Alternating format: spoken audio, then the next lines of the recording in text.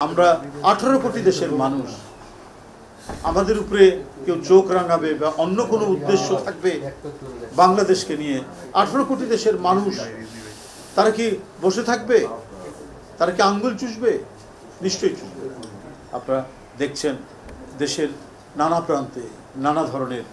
ঘটনা ঘটানোর চেষ্টা চলছে কোনো আইন প্রয়োগকারী সংস্থা তারা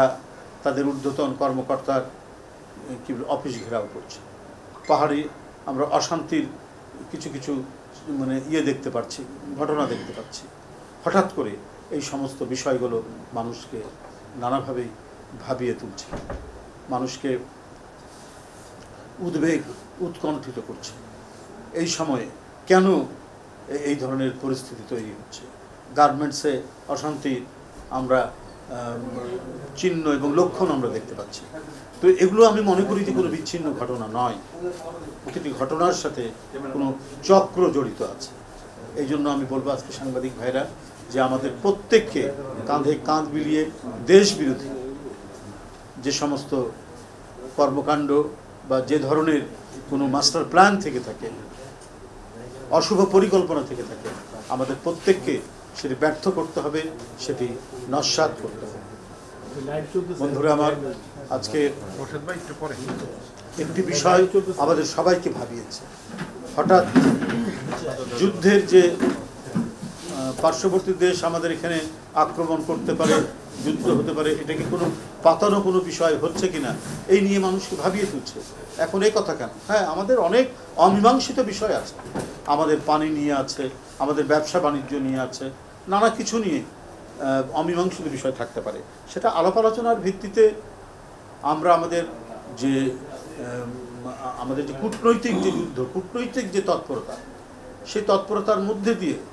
আমরা আমাদের স্বার্থকে অক্ষুণ্ণ রাখব কিন্তু এখানে এই প্রশ্ন তোলা হচ্ছে কেন এখানে আক্রমণ করার কথা বলা হচ্ছে কেন এটাও কিন্তু মানুষকে স্বাস্থ্যকর অল টাইম ফ্যামিলি কেক সব সময় অল টাইম হেলদি লাইফ ভাবিয়ে তুলছে এই কথাগুলো এটা কোনো পরিকল্পিত কোনো বিষয় হচ্ছে আজকে আমরা একটা মানে ফ্যাসিবাদের পতন দেখেছি আবার নতুনভাবে মাটির ভেতর থেকে পাতাল থেকে আবার অন্য কোনো ফ্যাসিবাদের মাথাচাড়া দেওয়া প্রচেষ্টা হচ্ছে কিনা বা কাজ চলছে কিনা সেটা আজকে মানুষের কাছে বড় প্রশ্ন হয়ে দেখা দিয়েছে কারণ কিছু কর্মকাণ্ড সব ভাবিয়ে তুলছে যে হঠাৎ করে এখন এই কথা বলা হলো কেন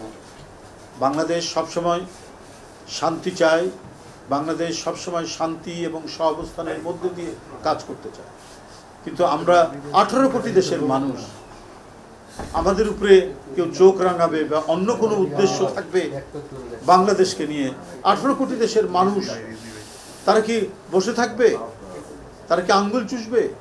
নিশ্চয়ই চুষবে সেই প্রতিরোধের ক্ষমতা সেই দেশপ্রেমিক জাতীয়তাবাদী অংশ এদেশের প্রত্যেকটি মানুষ হিন্দু মুসলমান বৌদ্ধ খ্রিস্টান সবাই একযোগে যে কোনো ধরনের আগ্রাসনের বিরুদ্ধে প্রতিহত করার অঙ্গীকার প্রতি মানুষের মধ্যেই আছে কিন্তু নতুন করে আক্রমণ যদি করে পার্শ্ববর্তী দেশ যুদ্ধ হতে পারে এই কথাগুলো এই মুহূর্তে বলা এটা আমি মনে করি এটা একটা বড় ধরনের কোনো গেম প্ল্যান কিনা এটা আজ সাধারণ মানুষের কাছে প্রশ্ন হয়ে দেখা দিয়েছে সুতরাং আমাদের সব নিয়ে আমাদের ভাবতে হবে সতর্ক থাকতে হবে আমাদেরকে সচেতন থাকতে হবে কোনো মাস্টার প্ল্যান কোনো এজেন্ডা এই বাংলাদেশে বাস্তবায়িত হবে না যেখানে ফ্যাসিবাদের উত্থান হতে পারে যেখানে আবারও গণতন্ত্র বিনাশের নানা উদ্যোগ থাকতে পারে যেখানে নির্বিচারে শিশু কিশোর তরুণ শ্রমিক নারী পুরুষকে হত্যার নির্বিচারে হত্যার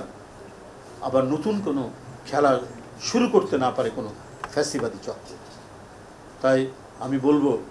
যে আমাদেরকে অত্যন্ত ধীর এবং সহিষ্ণুতা সহকারে আমাদের যে কোনো উস্কানিকে আমাদের মোকাবেলা করতে হবে এবং উস্কানির মুখে আমরা আমাদের সহিষ্ণুতা আমরা বজায় রাখব